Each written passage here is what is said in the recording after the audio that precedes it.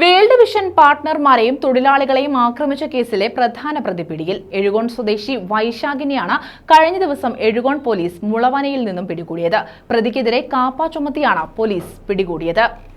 മുമ്പ് കാപ്പ കേസിൽ നാടുകടത്തപ്പെട്ട പ്രതി ശിക്ഷ കഴിഞ്ഞ് മടങ്ങിയെത്തിയ ശേഷമാണ് കുണ്ട്രയിലെ സ്വകാര്യ ഹോട്ടലിൽ ആഹാരം കഴിക്കാനെത്തിയ വേൾഡ് വിഷൻ പാർട്ട്ണർമാരെയും തൊഴിലാളികളെയും കൂട്ടം ചേർന്ന് ആക്രമിച്ചത്.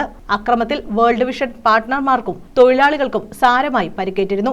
അക്രമത്തിനു ശേഷം ഒന്നാം പ്രതിയായ വൈശാഖ് ഒളിവിൽ കഴിയുകയായിരുന്നു. ഈ പ്രതിക്കെതിരെ വീണ്ടും പോലീസ് കാപ്പ ചുമത്തി പ്രതിക്കായുള്ള അന്വേഷണം ഊർജിതമാക്കിയിരുന്നു. കഴിഞ്ഞ ദിവസം മുളവനയിലെ ബിവറേജസ് ഔട്ട്ലെറ്റിന് മുന്നിൽ നിന്നുമാണ് എഴുകോൺ പോലീസ് വൈശാഖിനെ പിടികൂടിയത്.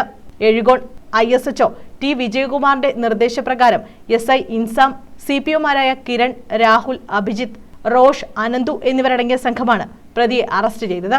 അറസ്റ്റ് ചെയ്ത പ്രതിയെ കോടതിയിൽ ഹാജരാക്കി റിമാൻഡ് ചെയ്തു. News bureau, Kundara.